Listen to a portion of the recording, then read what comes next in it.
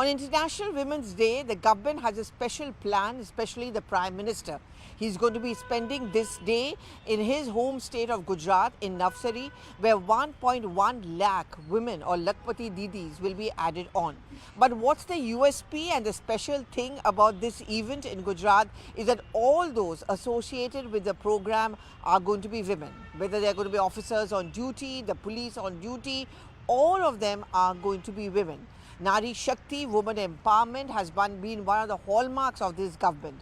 Before I explain what the Lakhpati Didi scheme is all about, let's rattle off some of the figures about the kind of deployment which we are going to be seeing as the Prime Minister's event. For example, there's going to be over 2,165 women constables, 187 women PLS, 61 women PSIs, 19 women Deputy SPs, 5 women DSPs, 1 woman IGP and 1 woman ADGP who are going to look for over the entire execution so that it works out very, very smoothly.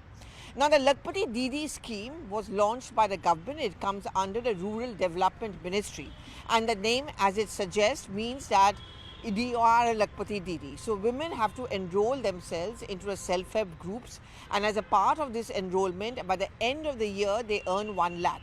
And this is something which is associated with multiple fields, whether it is in the social sector, whether it is as far as, say, agriculture is concerned. And these are the kind of benefits the government has providing for women. Now, the entire idea over Lakhpati Didi scheme is that women empowerment or Nari Shakti can actually come when we are financially independent.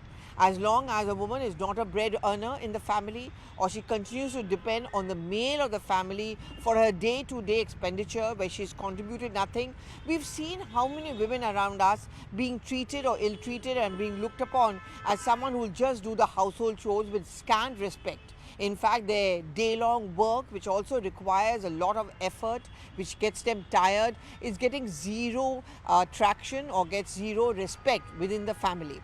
The entire idea of the Lakhpati Didi was envisaged by the Prime Minister himself to ensure that women become financially independent.